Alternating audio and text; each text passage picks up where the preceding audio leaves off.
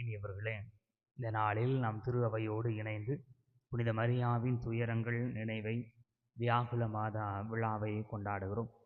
இந்த நாளிலே யாரெல்லாம் அன்னையினுடைய வியாகுல மாதாவினுடைய பெயரை தாங்கியிருக்கிறார்களோ, விழாவை கொண்டாடுகிறோ அனைவருக்கும் கடவுள் நிறைந்த ஆசீர்வாதத்தை கொடுக்கும்படியாக ஜெபிப்போம். இனியவர்களே, வியாகுலங்கள் துயரங்கள் நம்முடைய வாழ்க்கையில் நீங்காத இடம்பெற்றவையாக இருக்கிறது.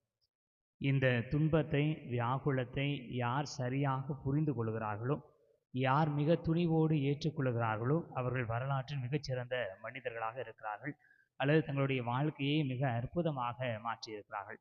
துன்பத்தை கண்டு ஓடுபவர்கள் எல்லாம் வீரர்கள் அல்ல. துன்பத்தை எதிர்கொண்டு இருப்பதுதான் துன்பத்தை வெற்றி கொள்வதற்கான மிகச்சிறந்த ஒரு வழி. அன்னை மரியாவிற்கு தொடக்கத்திலிருந்தே இந்த துன்பங்கள் தான் வாக்களிக்கப்படுகிறது. நீ ஒரு மகனை பெறுவாய் என்கிறது ஒரு ஆசீர்வாதமான சொல்லாக இருந்தாலும், கன்னியாக இருக்கிற பொழுது அது அந்த வாக்கியம் மிகப்பெரிய வழி நிறைந்ததாக, அதை எப்படி எதிர்கொள்வது என்கிற குழப்பத்தை ஏற்படுத்துவதாக இருக்கிறது. அதிலிருந்து இயேசுவினுடைய சீடர்களை மீண்டுமாக கூட்டிச் சேர்க்கிற வரையில் தன்னுடைய மகன் இறப்பிற்கு காரணமானவர்களை ஒன்று கூட்டி அவர்களோடு இருப்பது, அவர்களோடு ஜெபிப்பது என்பது ஏற்றுக்கொள்ள முடியாத ஒரு காரியம். எல்லா சூழ்நிலையிலும் அன்னை மரியா அந்த துன்பத்தை ஏற்றுக்கொள்ள திருவுளமானார். எனவே தான் கடவுள் அவரை நிரம்ப ஆசீர்வதித்து பெண்களுக்குள் பேறு பெற்றவராக, அருள் நிறைந்தவராக மாற்றினார்.